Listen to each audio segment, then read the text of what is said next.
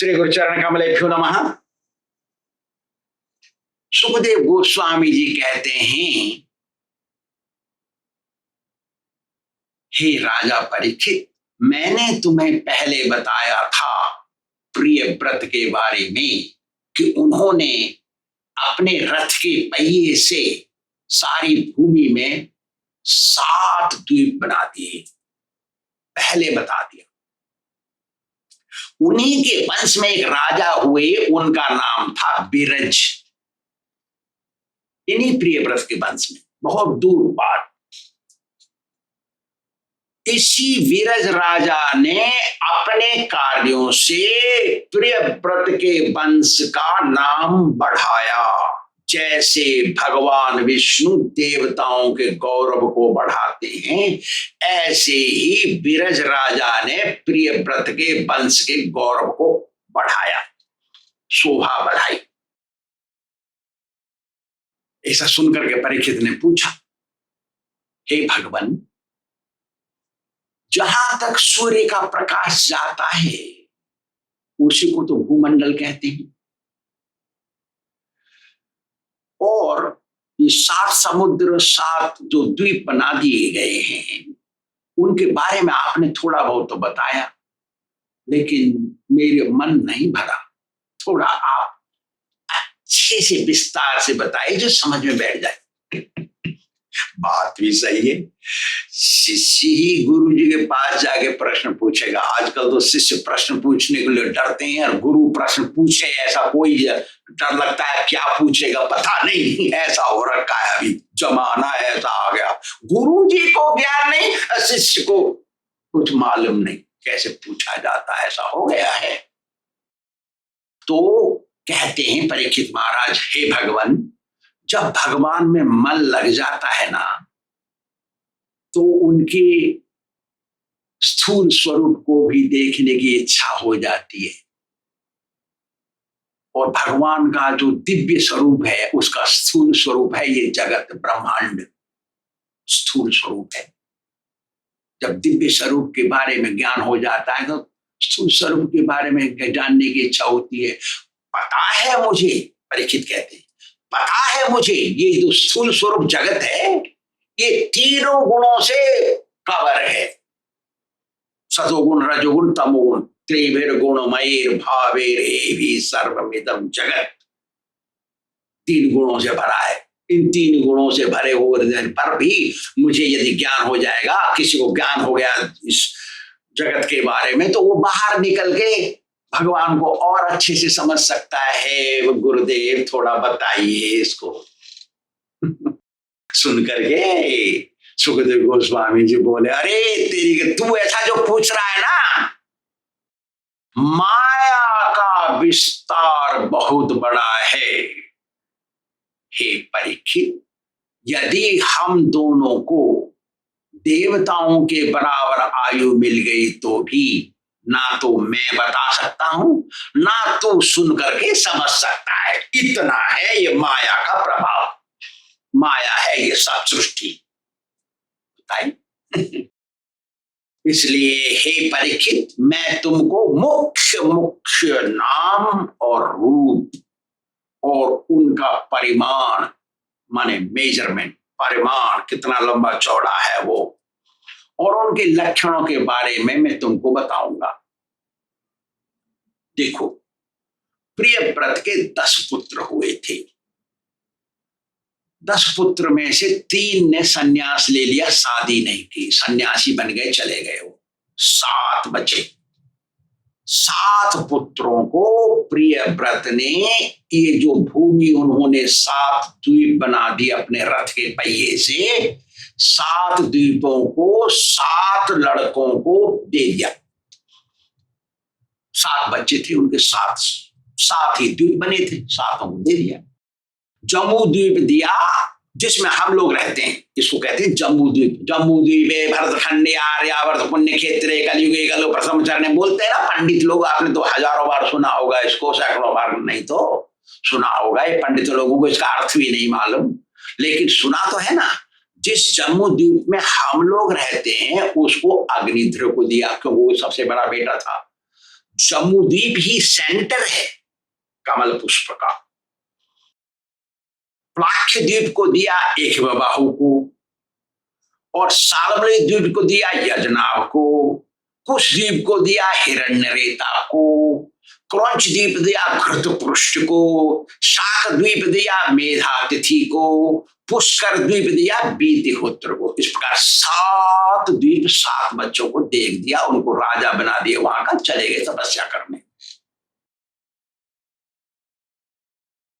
जिस में हम रहते हैं जम्मू द्वीप, उसके 8 खंड बनाए, और हम रहते हैं भरत खंड में, 8 खंड बनाए।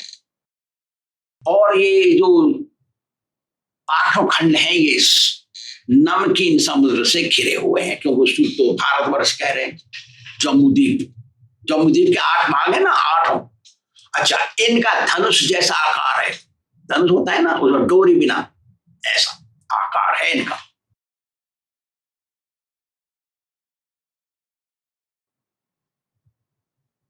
भारतवर्ष को छोड़ करके ये जो 8 खंड हैं, इनमें वातावरण स्वर्ग जैसा है।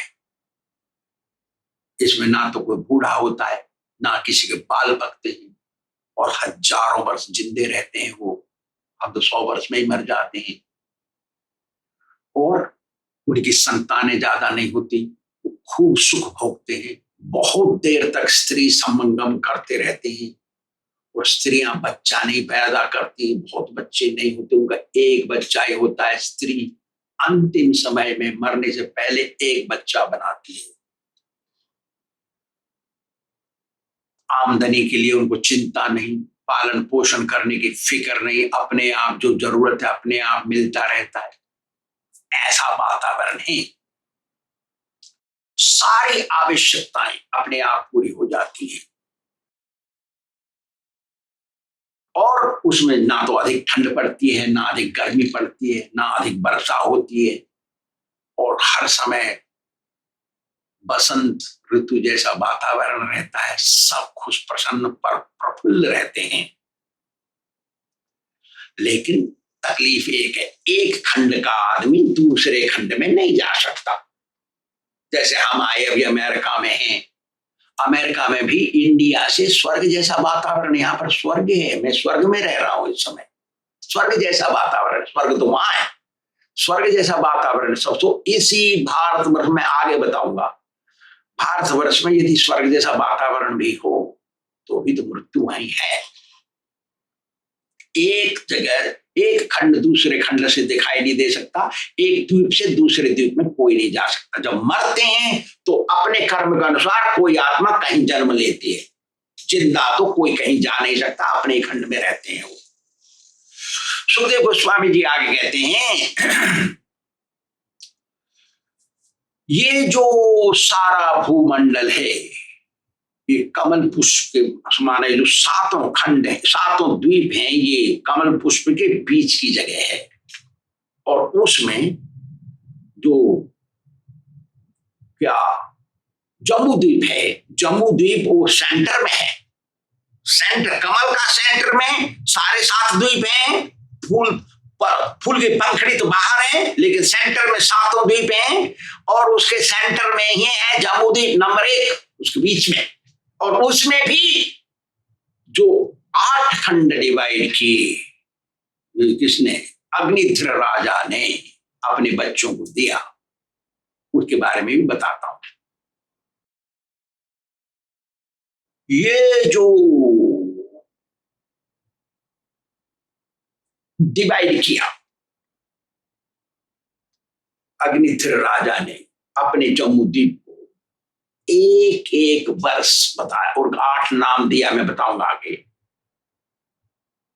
उनका 8 नाम दिया। नंबर 1 किम पुरुष वर्ष, नंबर 2 हरिवर्ष, नंबर 3 रम्यक वर्ष, नंबर 4 हिरण्य वर्ष, नंबर 5 भद्रास्व वर्ष, नंबर 6 केतुमाल वर्ष, नंबर 7 इलावृत वर्ष, नंबर 8 भारत वर्ष, भारत खंड।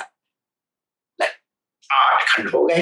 तो सेंटर देखिए, जम्बूद्वीप सेंटर है सातों द्वीपों का, उसका भी सेंटर बना इलाहाबाद वर्ष। और ये जो 7 वर्ष रह गए, मतलब इलाहाबाद वर्ष को मिला करके 8 वर्ष बने। ये हैं 80,000 मील चौड़े लंबे, उनकी परिक्रमा करो तो 80,000 मील है। 10 लाख योजन, 80 लाख, 8 करोड़ योजन मील, इतने हैं इसकी परिमाण। और वो जो इलाहाबाद वर्ष है वो कमल की पंखड़ी की तरह गोल है, जैसे बाहर से थोड़ा गोल होता है फिर ऐसा होता है ना, पंखड़ी, कमल की पंखड़ी की तरह का है। जम्बूद्वीप के तो 8 भाग हो गए, और वो एक भाग वो 72,000 मील का चौड़ा लंबा है, एक भाग 8 भाग में से।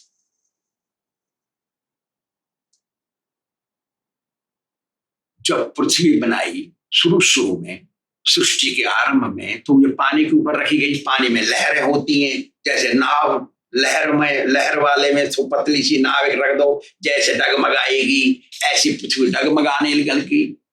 तो डगमगाने देख करके ब्रह्मा जी को चिंता हो गई, तो उन्होंने बड़े बड़े पहाड़ रखे सब जगह, शायद इतने वजन से तो शायद हिलना बंद हो जाएगा डगमगाना, तो डगमगाना तो बंद नहीं हुआ। तो ब्रह्मा ने सोचा रहे तेरे तपस्या करने से ही पता पड़ेगा कैसे चुप होगी ये धरती, क्योंकि धरती चुप नहीं है तो फिर सृष्टि कैसे होगी। तो तपस्या की ब्रह्मा जी ने, तब उनको अंदर से आवाज आई, अरे तू इसके 2 हिस्से कर दे भाई, एक हिस्सा गांवों को दे दे और दूसरा हिस्सा ब्राह्मणों को दे दे, पृथ्वी चुप हो जाएगी। तो वो खुले नेत्र और उन्होंने लाइन खींच दी, इधर गायों को दे दिया, गौचर भूमि बन गई, इधर ब्राह्मणों को दिया, ब्राह्मण तपस्या की भूमि, तपोवन बन गया। अब ब्राह्मणों को मैनेजमेंट मालूम नहीं है कैसे होता है, ब्राह्मण तो ब्राह्मण तपस्या करने में लगे रहते, आशीर्वाद दे दो ला भैया। तो उन्होंने क्षत्रियों को दे दिया तुम भाई मैनेजमेंट करो, तो उन्होंने गायों का और ब्राह्मणों का दोनों का मैनेजमेंट किया, उनकी देखभाल की, दोनों ब्राह्मण उनकी गायों की। क्यों कि भगवान का नाम है, नमो ब्रह्मण्य देवाय गौ ब्राह्मण हिताय जगत हिताय कृष्णाय गोविंदाय नमो नमः, उनका तो नाम ऐसा है, उनकी प्रार्थना ऐसे होती है। ऐसा हो गया तो ये जो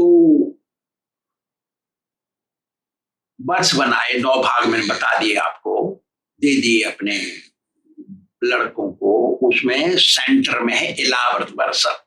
ये इलाहाबाद वर्ष 72,000 मील चौड़ा लंबा है,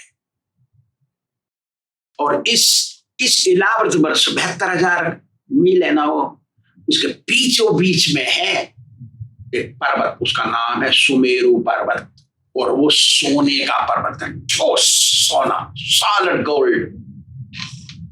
और वो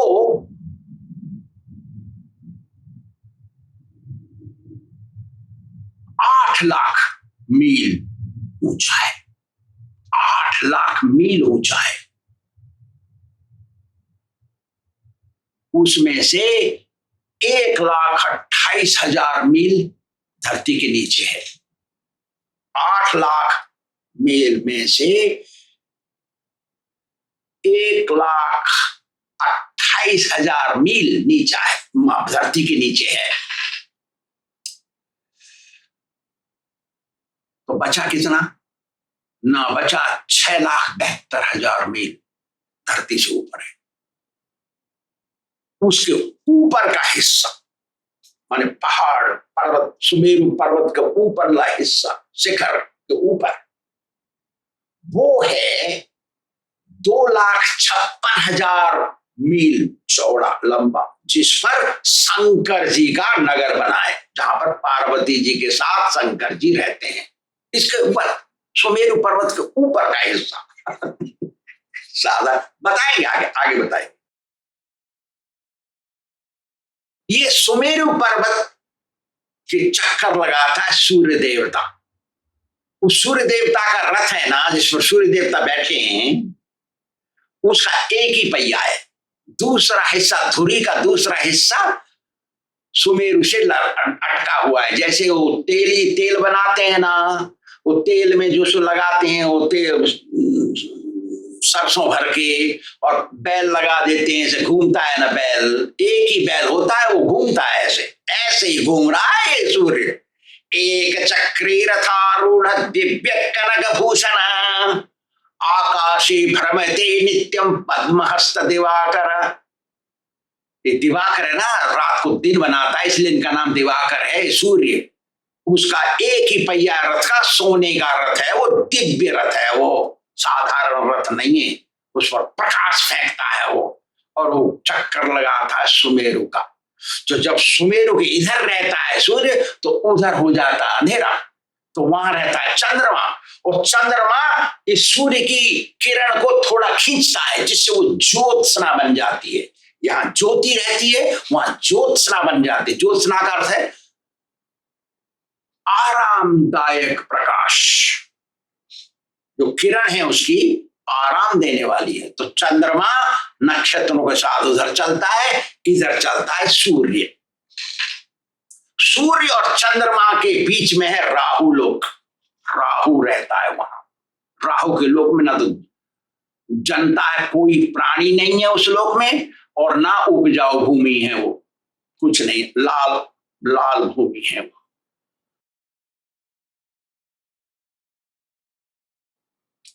सुखदेव गोस्वामी जी आगे कहते हैं, अरे परीक्षित, इलाव्रत वर्ष के उत्तर में 3 पर्वत हैं, उनका नाम है नील, श्वेत और श्रृंगवान।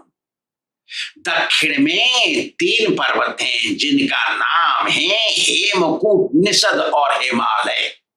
आगे बताएंगे हिमालय के बारे में।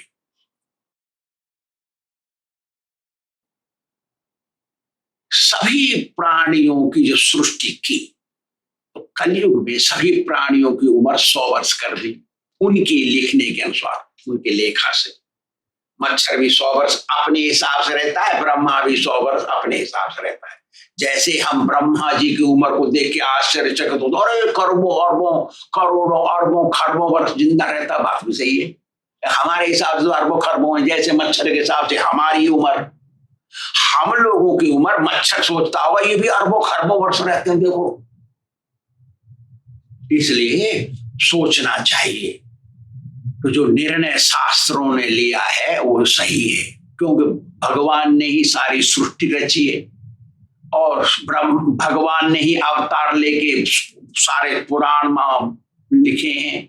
तो भगवान को अपनी सृष्टि के बारे में मालूम है ना, कितनी चौड़ी लंबी है पृथ्वी, ये पर्वत कितना ऊंचा है, कितना चौड़ा है, शंकर जी कहाँ रहते हैं, देवता लोग कहाँ रहते हैं, ये सब उनको पता है ना। जो लिखा है उन्होंने, वो सब सही है, क्योंकि उन्हीं की सृष्टि है ना जिन्होंने लिखा है ये।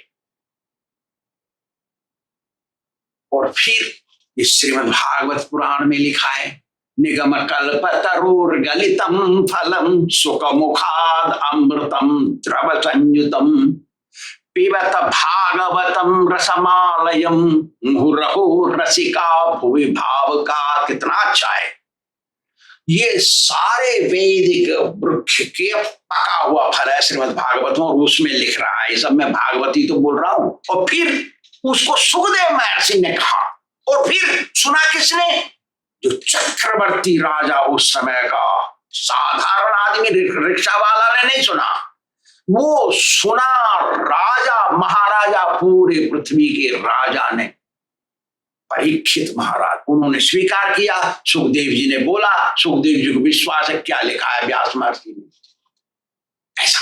तो इसलिए हमको विश्वास करना चाहिए, विश्वासम फलदायक, हमको जरूर अच्छा फल मिलेगा। हम शास्त्रों की बातों में विश्वास रखेंगे और उनको स्वीकार करेंगे। तो श्री राधा गोविंद भगवान की जय।